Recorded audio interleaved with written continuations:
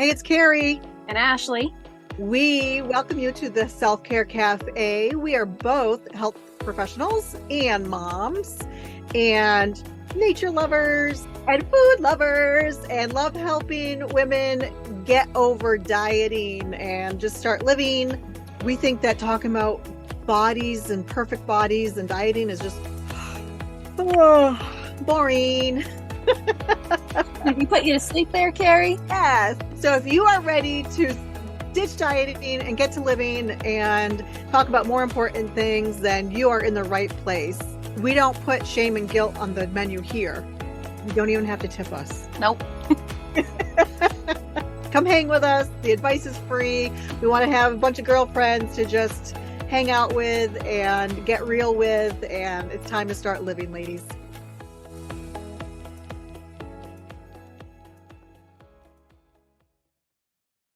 Hey, Carrie. Hey, Ash. How are you doing? Great. How are you? I'm good. Awesome. So for this week, I was thinking that I heard that you created a little model that might help our listeners. Yes. You think? And I will add that Ashley has helped develop the model. I came up with the initial idea, so don't let her fool you. She's part of this too. Yeah. So, PMS. Who likes PMS? But we like PMS here at Self-Care Cafe. Are you sure? Well, I don't have to worry about that anymore. But yes, we like PMS, this type of PMS, because what PMS stands for is physical, mind, and soul. So this is just our framework that we use, because self-care isn't just, typically when we think of self-care, we think what, like pampering, right? Like physical pampering. Yeah, like bubble baths and massages and candles and Right. luxurious. But taking care of your whole self isn't just at the physical level. It's at physical, it's at the mental or your mind, and it's at your soul level. So those three levels sort of make up, so it's a holistic view, I guess you'd say, of self-care. Yeah. So PMS, physical, mind, and soul.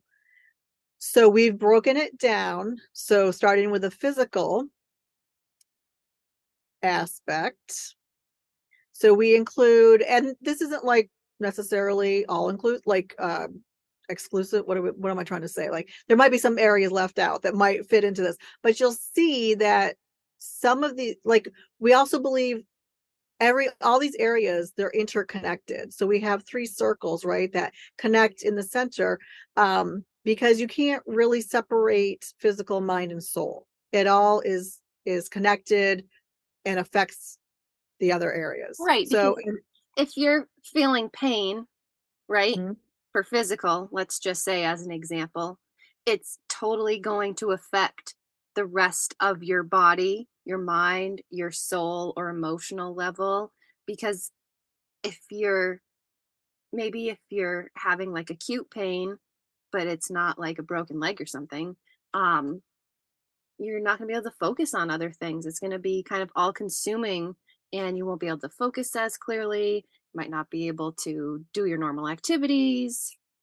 So like Carrie said, they're all interconnected. And for those of you listening, we'll put a little picture of the model that we've developed on the show notes. So you can go check that out. For sure, because it definitely helps to have that visual. And similar to what Ashley said, sometimes we carry emotional pain with us, and that can cause physical pain. It shows up in our bodies in different ways. So it's all connected and you really can't separate it. But with that said, we also include certain things under each circle area. So under physical sphere, I know we've been like, how do we refer to this? And so you will refer to category area. But for the physical area, we include nutrition, movement, sleep, weight and health, and then medical conditions and medications. That's a lot. It is a lot. Yeah. Yeah, but we know nutrition is going to affect a lot of things, obviously from a physical level, But like Carrie said, because they're all interconnected, nutrition can also affect our mood, our focus. Like if we're undernourishing ourselves and not eating enough during the day, our mood might be down, or you might be brain foggy, or maybe you can't focus on like what you're trying to do, or so many different things. Right. And movement, we know like studies show that movement also affects mood, can be used as a way to ease depression. Um, and obviously sleep too, like all of these things, they all, can you see how that you can't really separate them? Right. So if you're neglecting yourself in one area, it affects the other areas. Definitely. All right. So that's the physical Mhm. area. Area. And then moving on to the mind area, and again, remembering that they're all connected, but the topics that we choose kind of fall under each bigger area, right? So for mind, we have like brain and mental health, but also like our mindset and how we think about different things, our body image, because that's part of how we view or think about our body, stress, that's a big one.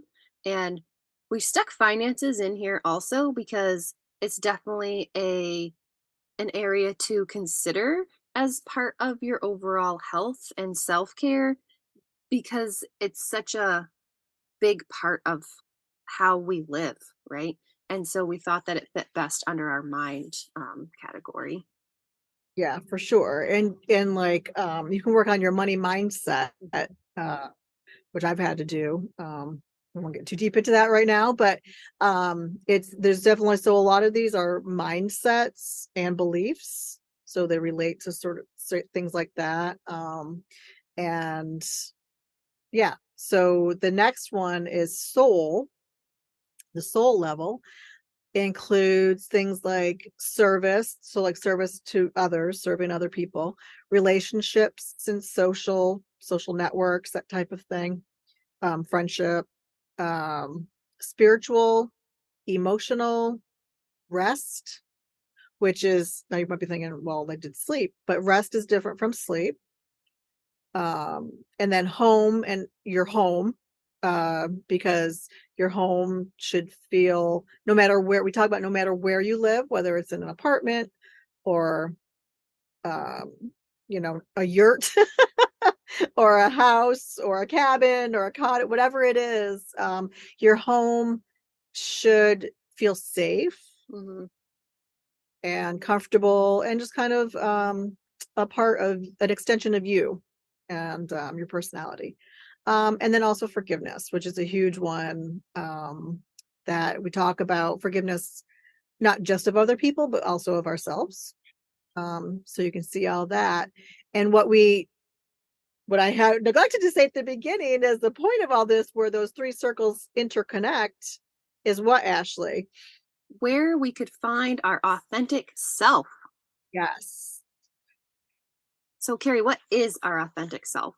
Well, the way that we define it is it's feeling centered and at peace with expressing your thoughts and actions that are aligned with your core values and beliefs, regardless of what other people think.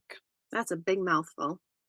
It is. So Yeah. it's basically just like being yourself, knowing what you believe in, why you believe it, and are your actions, the way that you are portraying and living, um, are they in alignment with your core values? So many times when we're not being authentic, we are doing things that maybe we wouldn't normally do, that don't really feel good. They kind of give us that ick factor inside.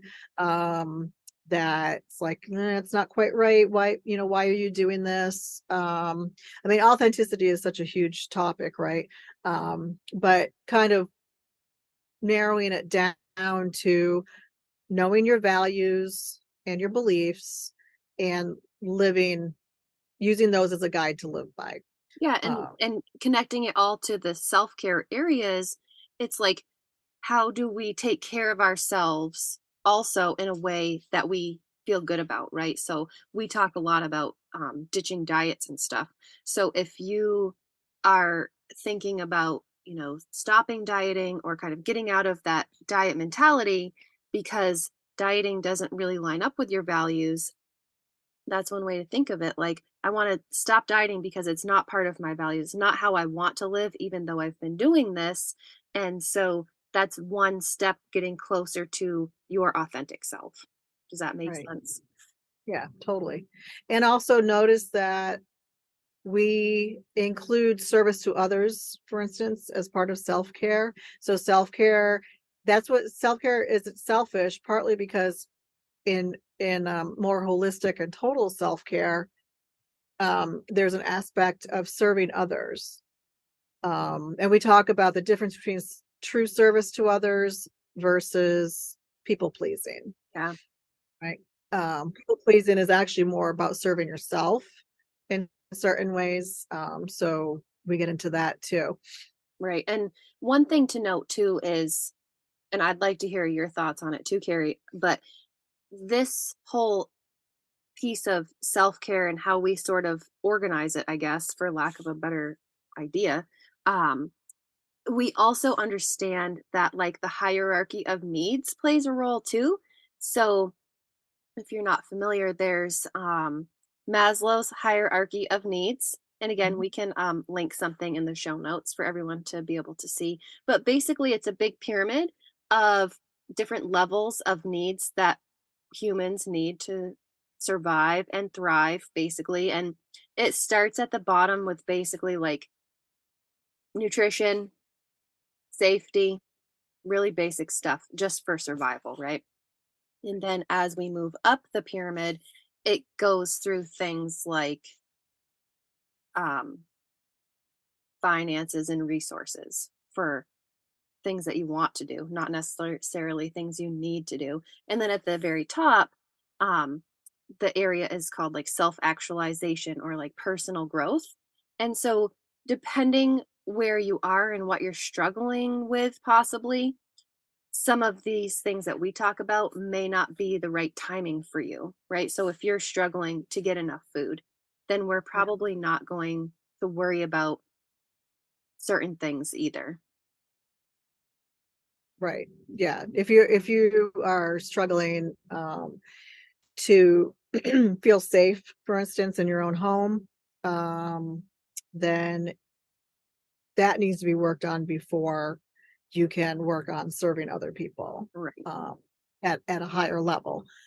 So really, if you think about it, if you start at the physical, and you go in to clockwise to mind and then service, that kind of equates to Maslow's hierarchy, right? The pyramid. As you go around um, the PMS model, Right. it will move you up the hierarchy. But like Ashley said, those basic needs need to be met before you can move up. Yeah. And for the most part, right? Like if we're in a constant state of stress, we can still do some of the other things. So they're all interconnected, but they can also be separated, if that makes sense too. Yeah, and there's different levels of or kinds of stress too. Like certain level of stress in your life is probably necessary, because if we had absolutely no stress at all, like wouldn't life be, we wouldn't get anything done. Like, right? Like Right. there's gonna be some stress in your life. And we get deeper into that with stress and perception and things like that. Because it's a huge topic. But there's eustress, which is EU stress, which is the good kind of stress. Like it's just that little bit of stress to get you motivated Hmm. to to do things. Like deadlines or Yeah, like things you, like that. yeah, you got to have a little bit. But it's that long-term chronic, eventual crushing stress Soul that crushing. yes, that we want to deal with and or avoid. Yeah. And Carrie, what are the like three basic things that really all humans need to thrive? Love, safety, belonging are three biggies. Yep. I wish I Uh, had a nickel for every time you said that. I'd be so rich. love, safety, belonging, which is a little bit high. It's more like it's at second level and second and third levels, kind of, because really, but the most basic first are those basic physical needs, right? You need food, you need water, you need shelter. In this day and age, we need clothes. So those first very bottom basic needs also need to be met first. But beyond that, it's love, safety, and belonging. So, even if you are an introvert, um, you still need some level as a human, some level of love and feeling like you belong somewhere. Um, so those are basic human needs that everyone needs. Mhm. And what happens when people might be feeling like they're lacking them, whether they know that they are or they don't know sometimes?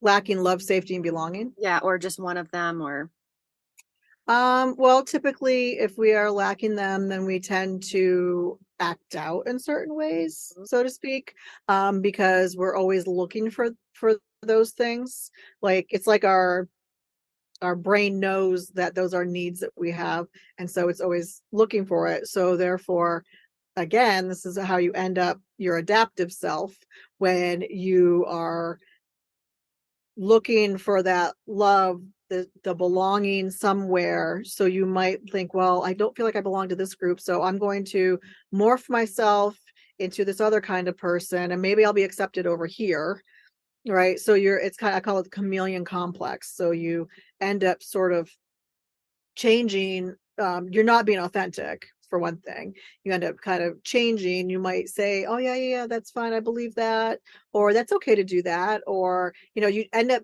in situations that you really don't want to be in, that are not healthy for you, but you feel like that group maybe accepts you more, um, for whatever reason. So you kind of adapt yourself, right, to the situation, yeah, um, for the group, um, and but you're totally not in alignment with your core values and beliefs, right? So when you come back to that is where, you find your authentic self.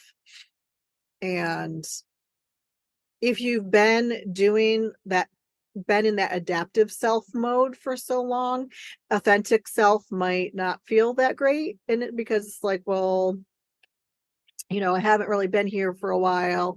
Maybe shame, a lot of times shame and guilt also, right, come in when we've been more in our adaptive self.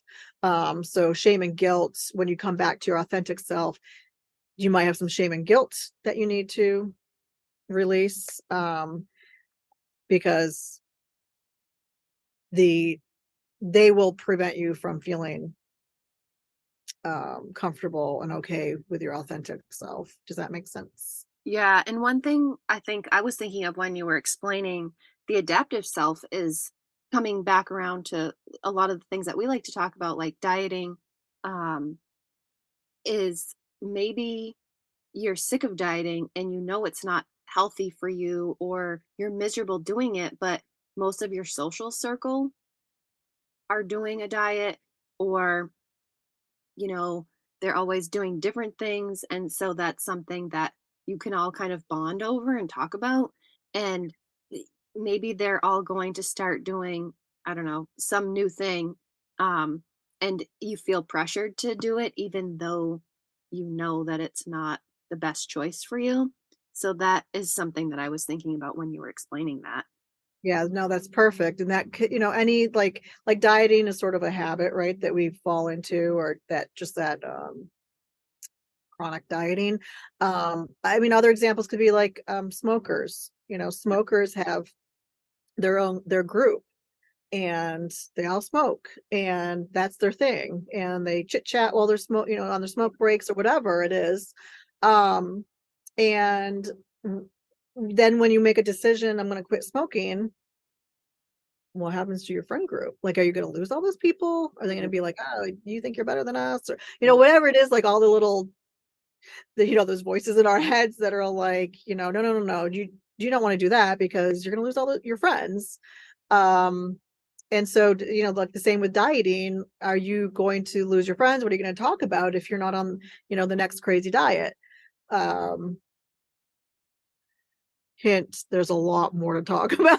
Yeah, dieting is such a boring thing to talk about. There's It so really, much more it stuff. is. It is. And, sometimes it might mean finding a different friend group, checking out some different things. That hobby you've always wanted to, the art class you always wanted to Mhm. take. It'd be a great way, time to do that.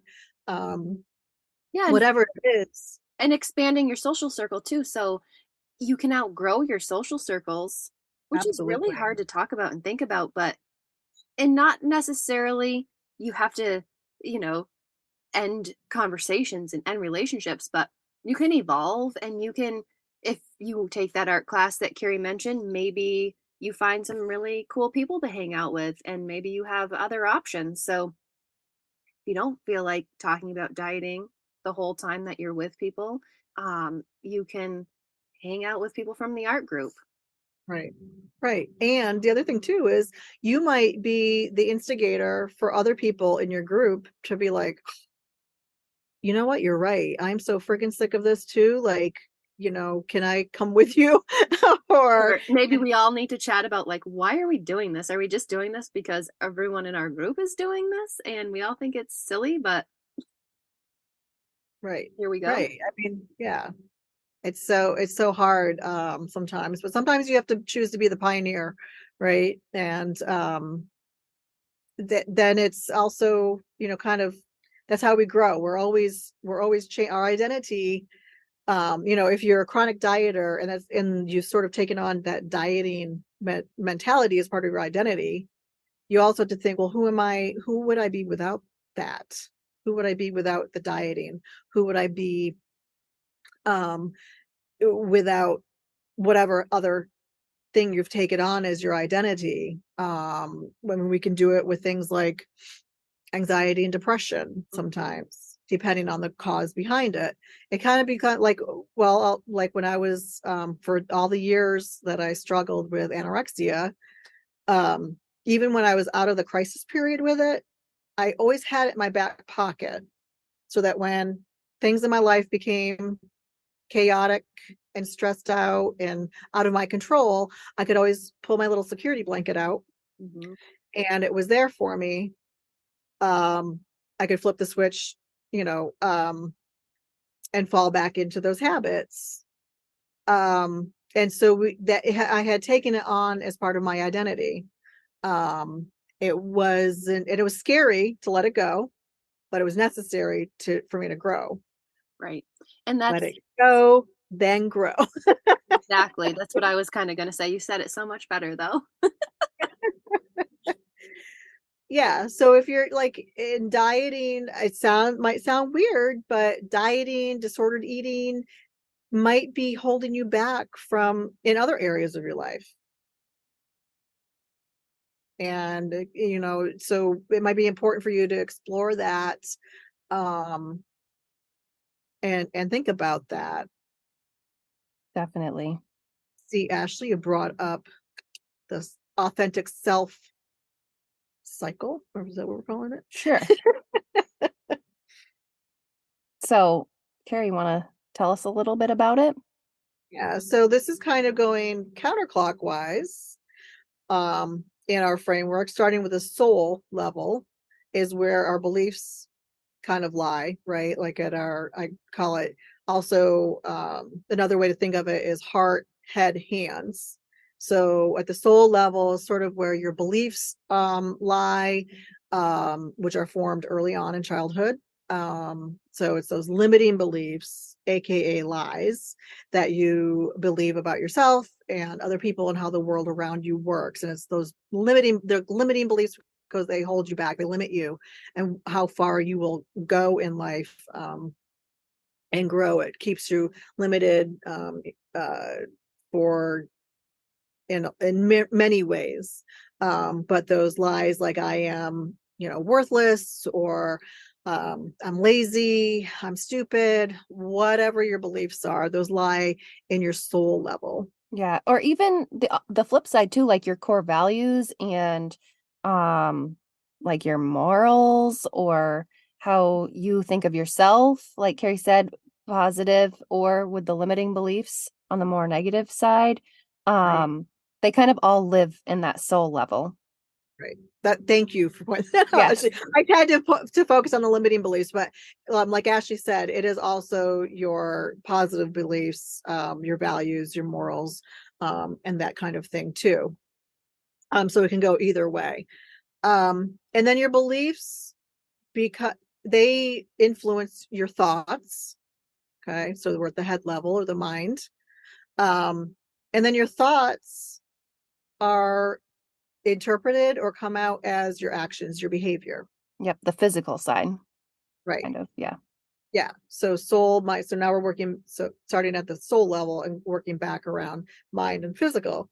Um, so your beliefs influence your thoughts influence your actions. Right. So with your example, Carrie, like if one of my beliefs or limiting beliefs is I'm worthless, that translates into my thoughts that I think to myself and my self-talk. Um, like always thinking that I'm worthless, so I don't deserve X, or why should I bother with this, or whatever that might be. And then that translates into what I actually do. Right. So if I'm worthless, maybe I won't, or if I think that I'm worthless, maybe I won't apply to that really cool job I saw, or maybe I won't even try out for a new league sport, or maybe I won't even bother trying to join that art class like we talked about. Um, because like Carrie said, our beliefs are kind of that bottom layer. And so if we're constantly believing that we're worthless, we're going to think that, we're going to make it come true, right, Carrie?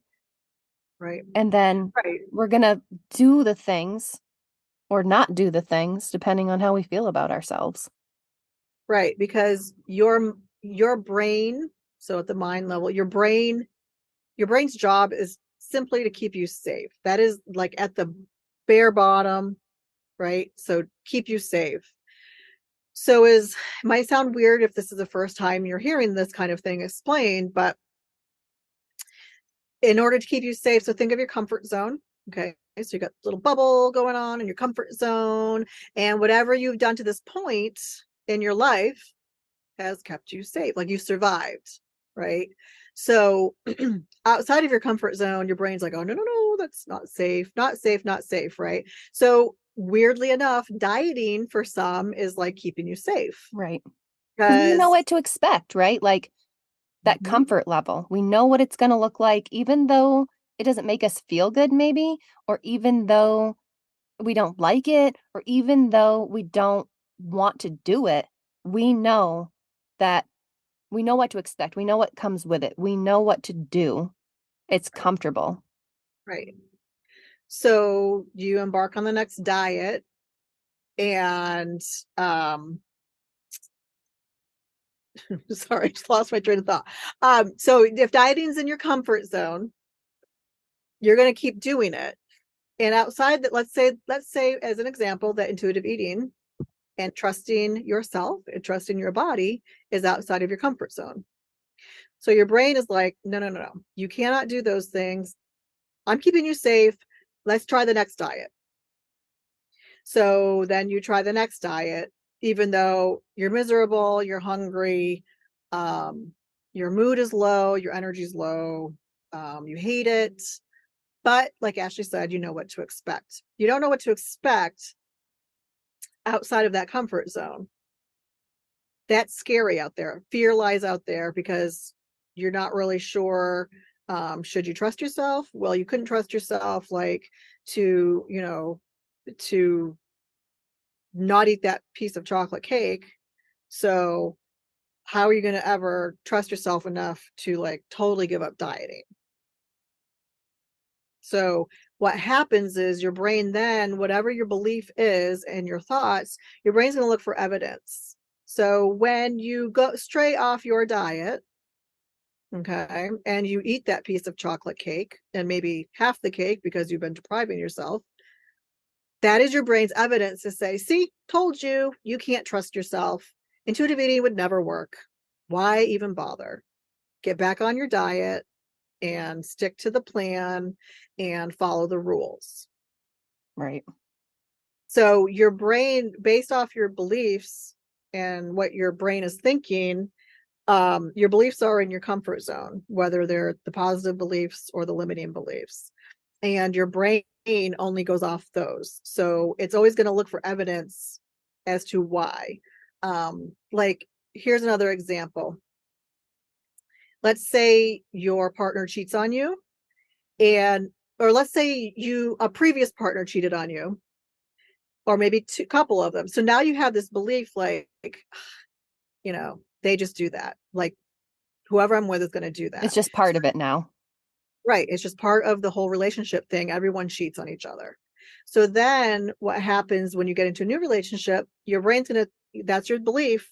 He's going to just cheat on me. Mm-hmm. So then your brain is constantly looking for that evidence, right? Like, we've all done this on some level in some area of our lives, constantly looking for the reason to, or maybe it's also safer, because then it allows us to put our wall up.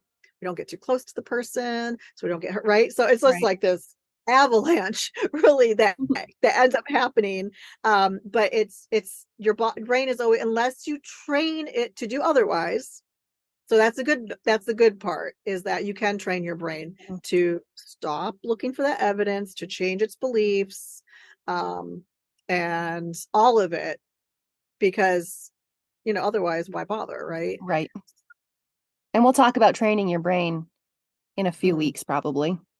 Yep. Yeah, that's a good one. And it's one Definitely. that carries through everything, like training your brain. It's surprisingly simple tools, um, to change your beliefs. It's just takes, and you're going to hear this a lot, consistent practice. Mm-hmm. And it doesn't This, have to be perfect. nope, That's the no. whole thing, right? Like, we're unfiltered, we're not perfect. We don't expect you to be. There's so much to all the things that we talk about. It's so tricky, and it's a lot of work sometimes, because when we have these beliefs that we've had for years, it can be really difficult to train our brain a different way, but it's totally worth it. Yeah. Freeing. It's totally freeing. And Mhm. again, like we've said before, it's not like we don't have those days, right? Like, we will some days wake up, it's like, ugh, I hate my body. What am I, blah, blah, blah, whatever it is. But when you've trained your brain, you have the tools to quickly bring yourself back out of it. So Right. yes, thoughts will still exist somewhere in there, but you can quiet them much more quickly. Hmm. Um, and that's what we are hoping to do, help you with. Yeah. Yeah. And kind of bringing it all together, like listening to your body and what it's telling you, because, like Carrie mentioned earlier, that ick factor, if you're doing something and you don't feel good about it somewhere in your body or mind, that might be a little clue to say, oh, well, that's not part of my authentic self. That might not be aligning with my core values or my beliefs. And let me look into that a little bit more. What area do I want to explore and maybe develop or work on? And if it's dieting, like, hey, I need to figure out a different way to do this, because we do need to eat, right? We have to eat. And so if we only know how to diet and it's scary to do anything else, it does take some work and some information and support for sure on how to figure out what else to do. Mhm. Yes, love that. And that's what we're here for. That's exactly right. Well, Awesome. awesome. Anything else you want to add to it, Ash? I think that's plenty. We talked I about a think lot. that's good. And Whew. just a reminder, the the images that we are talking about, you can find on our show notes. So it'll be a little bit easier to follow along if you're looking at them. But it's it's hard too because everything is so interconnected, and it's just like we said, physical stuff carries over into mind stuff and emotional stuff, and it's one big body that we have, right? Like everything, It's a tapestry, right? right? And it's all they're all every part is a threads through the tapestry. Um, so really can't separate them. You can and you can't. Yeah, exactly. So Yeah, and we just wanted to chat about this because this is kind of the angle that we take when we talk about nutrition and bodies and our mental health, and any of the topics that we bring up will always kind of come back to this. Everything's connected, and tuning into how you're feeling and paying attention to what your body's telling you. absolutely. Yeah. Yep. Awesome. All All right, right. great. Well, we'll see you or chat with you next week. Absolutely. Love your latte.